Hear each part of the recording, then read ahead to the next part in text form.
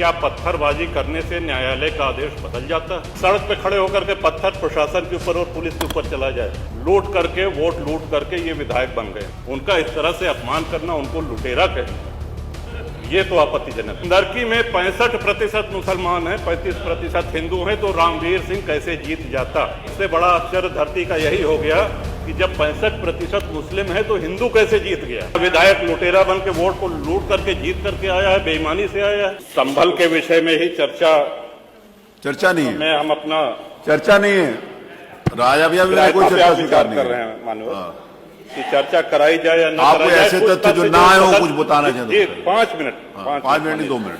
कुछ तथ्य जो इस सदन में रखे गए, इसके बाद आपको उनको भी सूचना दी है। तो श्रीमान वो आपत्तिजनक है। कुछ बिंदु मैंने भी नोटिस है। इस सदन की कार्रवाई लाइव देखी जाती है, रिकॉर्ड रहता है। माननीय नवाब साहब हमारे बहुत अच्छे मित्र हैं, साथ में मंत्रिमंडल में भी रहे। पहली बात तो यह स्पष्ट हो जानी चाहिए कि जो सर्वे हो रहा है वो न्यायालय के आदेश पे हुआ है, और जितने लोग बोले हैं इन्होंने पत्थरबाजी का कोई जिक्र, कोई चर्चा नहीं की। अब हम एक चीज तो ये भी जानना चाहेंगे कि क्या पत्थरबाजी करने से न्यायालय का आदेश बदल जाता है? अगर न्यायालय ने किसी सर्वे का आदेश दिया तो उस आदेश को पलटने के लिए क्या तरीका है? उससे बड़ी अदालत में जाएं कि सड़क पे खड़े होकर के पत्थर प्रशासन के ऊपर और पुलिस के ऊपर चला जाए। आज तक कभी प्रशासन का निर्णय, न्यायालय का निर्णय इससे बदला हो तो? दूसरा श्रीमान, पुलिस और प्रशासन के लोग जो घायल हुए हैं उनके प्रति किसी ने कोई पीड़ा, कोई चिंता व्यक्त नहीं करी। बहुत गंभीर मामला है ये। ठीक उसी तरह है जैसे बहराइच में 22 साल का एक नौजवान राम गोपाल मिश्र, 4 महीने पहले शादी हुई थी, उसकी हत्या कर दी गई। इतनी निर्मम हत्या करी गई, इतनी गोलियां शरीर में मारी गई, हाथ के नाखून भी निकाल लिए गए। अपराध क्या था कि उसने अपने धर्म का एक झंडा लगा दिया। श्रीमान, इसी चर्चा में एक बड़ा रोचक तथ्य सामने आया। माननीय नवाब साहब ने कहा कि कुंदरकी में लूट हुई है, लूट करके वोट लूट करके ये विधायक बन गए हैं, वरना कुंदरकी में 65% मुसलमान हैं, 35% हिंदू हैं, तो रामवीर सिंह कैसे जीत जाता? ये कार्रवाई में है हमारा। तो मनोहर, एक सवाल हम ये भी करना चाहते हैं कि जिन विधानसभाओं में मुस्लिम मतदाता की संख्या हिंदू से कम है, क्या वो लूट करके विधायक बन के आते हैं? या क्या हिंदू बाहुल्य जो विधानसभाएं हैं वो मुसलमान को वोट नहीं देती?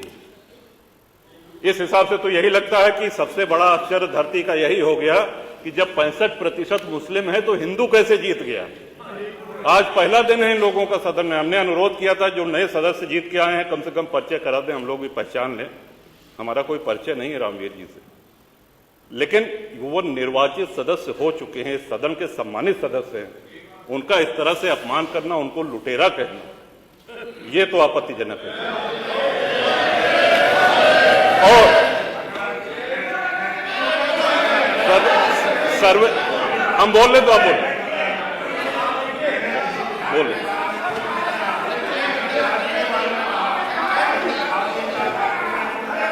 माननीय अध्यक्ष जी, 2 मिनट में अपनी बात समाप्त कर रहा हूं। 2 मिनट में अपनी बात समाप्त कर रहा हूं। हम लोगों ने भी बड़े धैर्य से सुना। तो इस सदन का एक क्राइटेरिया, एक मापदंड क्या ये तय मान लिया जाए कि जहां हिंदू अधिक है वहां हिंदू विधायक को ही जीतना चाहिए, मुस्लिम विधायक सिर्फ वहीं से जीतना चाहिए जहां मुस्लिम की आबादी 50% से अधिक है? अगर ऐसा नहीं हुआ तो ये मान लिया जाए कि वोटों की लूट हो रही है, या विधायक लुटेरा बन के वोट को लूट करके जीत करके आया है, बेईमानी से आया है? तो श्रीमान, ये तो इन शब्दों को कार्रवाई से हटाया जाना चाहिए।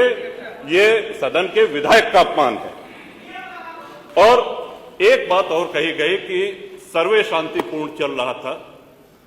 एक हिंदू होने के नाते, एक सनातनी होने के नाते माननीय अध्यक्ष जी, हम तो ये कहते हैं कि न्यायालय किसी भी मंदिर पर सर्वे का अगर कोई आदेश करती है तो मैं नहीं समझता कि किसी भी सनातनी, किसी भी हिंदू को कोई आपत्ति होगी।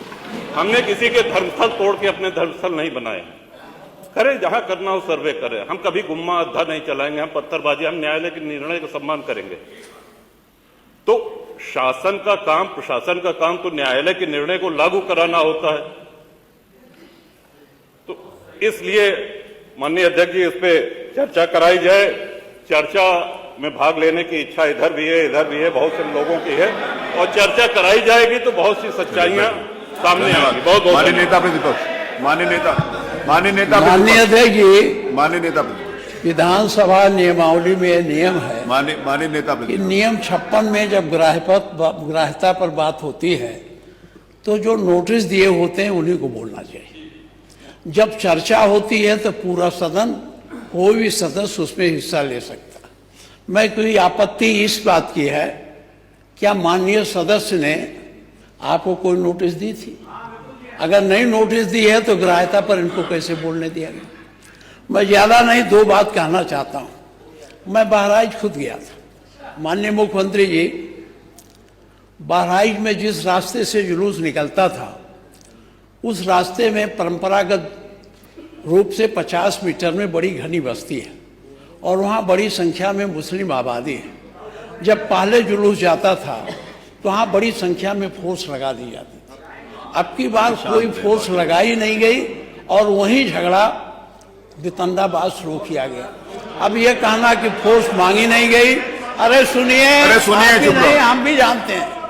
अरे शांत रहिए, माननीय प्लीज शांत। वहाँ के थानाध्यक्ष ने पुलिस अधीक्षक को चिट्ठी लिखा था, थाना हरजी क्षेत्र में हर वर्ष की भांति इस वर्ष भी दशहरा हर्षोल्लास से मनाया जाएगा, जिसको सकुशल संपन्न कराने हेतु अतिरिक्त पुलिस बल की मांग हेतु प्रत्यावेदन।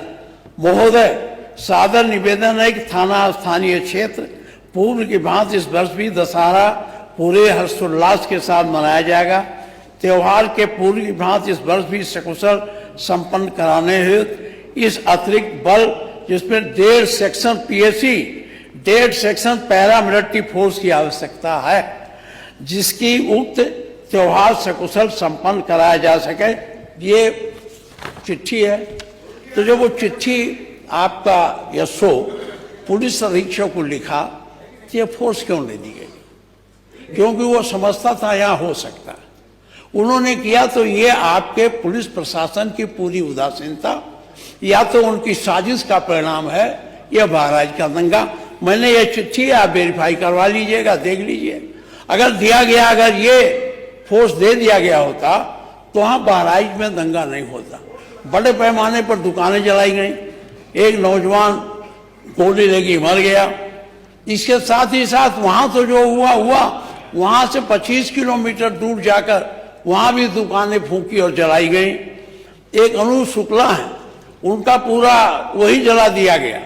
अगर ये इस तरह की बात होती, अनूप शुक्ला का एक वो था, शोरूम था मोटरसाइकिल का, वो जलाया गया, उनके कागज जलाए गए। तो इसको, अरे भी आप रहे होंगे वहां, जानते होंगे, हम तो जानते नहीं, आप उसमें सम्मिलित रहे होंगे। तो जो उसमें सम्मिलित रहता वही नहीं जानता है, हम कहाँ जान पाते। तो इसलिए मैं एक बात ये मुझे कहना था, इसकी जांच आप जरूर करवाइए। क्या पुलिस अधीक्षक के स्तर पर ये अगर गलती हुई, जिसमें 50 तमाम लोग, 7 लोग जेल में हैं, कितने लोग भागे हैं, 10 भागे हैं, वो इस भय को भी दूर करिए। यहाँ एक बात और कहना चाहूँगा, मुख्यमंत्री जी, हमेशा चलेगा। जब एक्ट पास हो गया था तो एक्ट में सुप्रीम कोर्ट में जब पिटीशन गया तो चीफ जस्टिस ने सर्वे की बात कर दी।